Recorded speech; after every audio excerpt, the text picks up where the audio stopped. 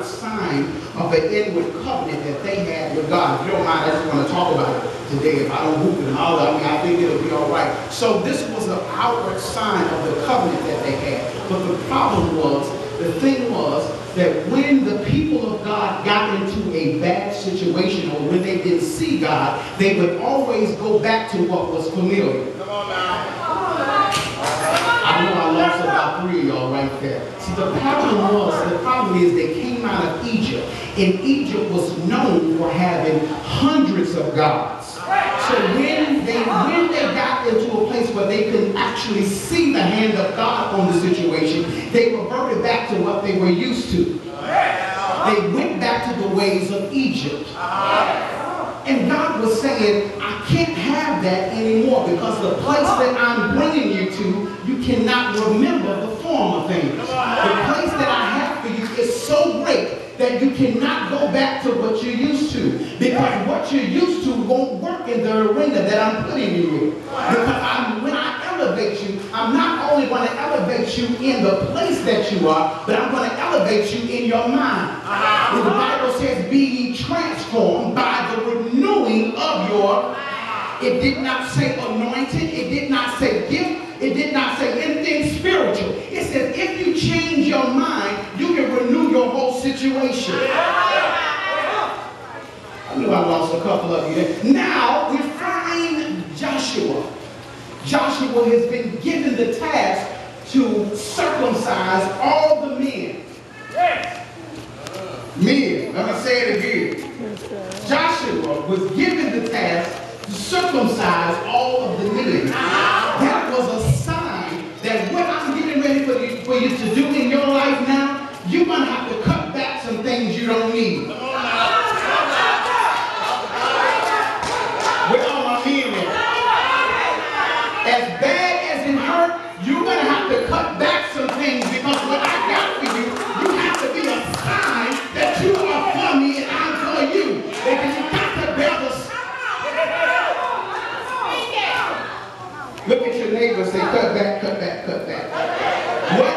The place that I have designed and desired for you, you're going to have to cut back some things.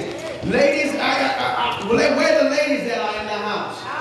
Ladies, have you ever been in a situation where you were stuck? And when God was in, it was time for you to move, you had to cut some people off. I thought I had about 3 ladies in here. Watch this. Everybody cannot go where God has anointed you to go.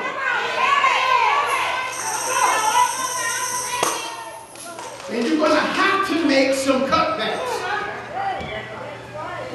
When God anoints you, most of the time, everybody is not going to be for it.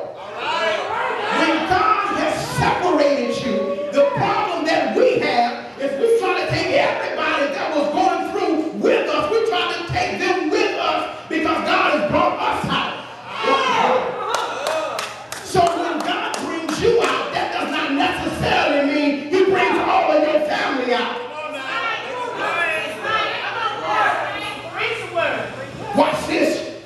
Joshua had the task of circumcising all of the men. In the 6th verse, he says, it's not that God was short of His word or that He could not do what He said He was going to do. He says that your fathers were disobedient.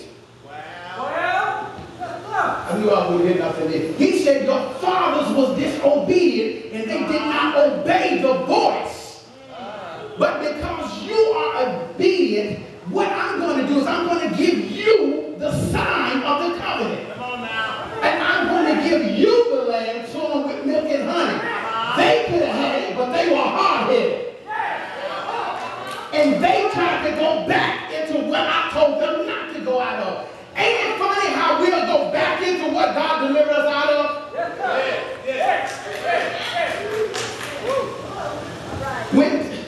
See, it's easy. You can pick them up and put them down when things are good. But what do you do when you're in trouble? Yeah, there you go. What do you do when you don't know what to do? Now, we can really talk about it if you want to. He says,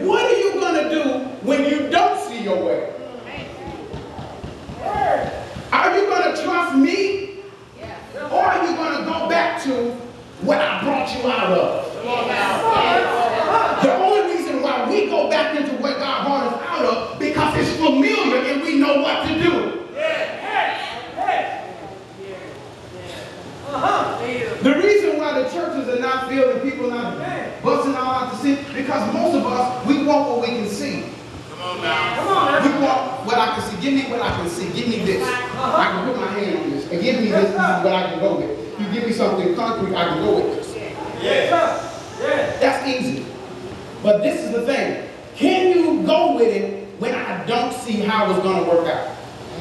And can you sincerely keep the same praise knowing that God will bring you out and the situation is saying something totally different? What happens is, what I'm going to do when I circumcise you, this is what's going to happen. He says, I'm going to cut off the shame of captivity.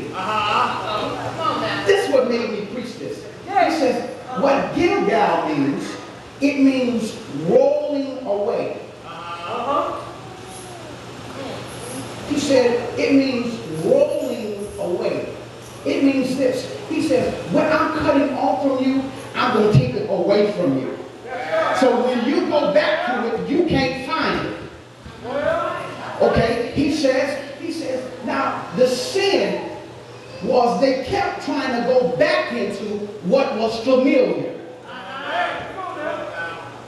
Anybody in here know that sin is attached to shame? Because when you sin, it makes you